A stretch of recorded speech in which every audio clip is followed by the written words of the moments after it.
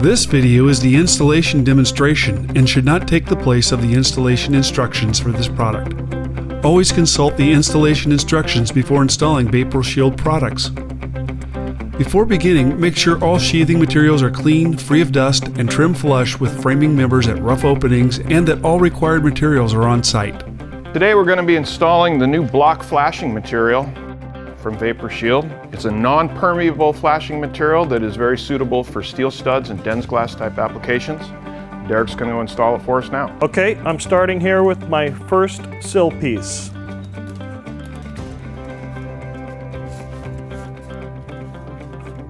The benefits of all of our self-adhered membranes is there is no need for any primers. Here I'm pulling the release film off.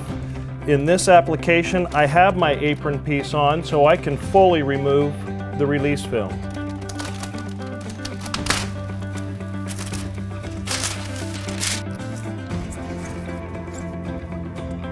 Two quick slits. After hand pressure, I'm going to pressure roll for maximum adhesion. Now I'm going to install my right jam flashing piece. Peeling off the release paper, getting it started.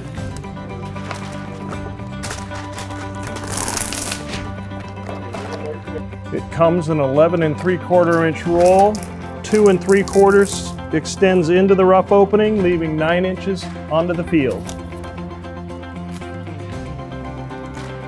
Gonna make two quick slits, one at the head, one at the sill. Start in the middle, fold it in.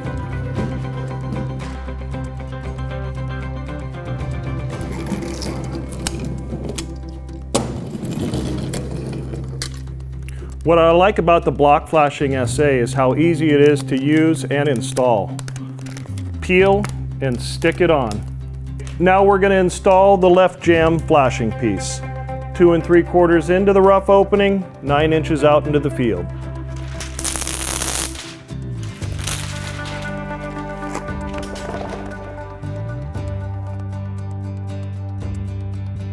Once the jam flashing piece has been installed, you'll make two slits, one at the top and one at the bottom. Start in the middle, fold it in.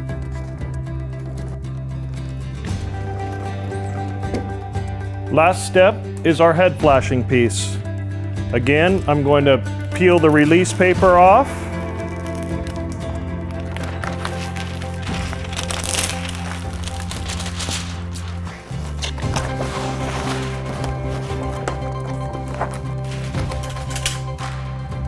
Two slits, one on the right,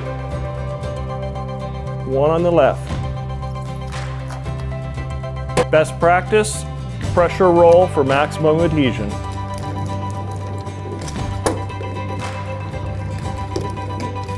The final step in the installation would be to install a fillet bead in the corners for maximum air and water holdout of our VaporBond silicone adhesive.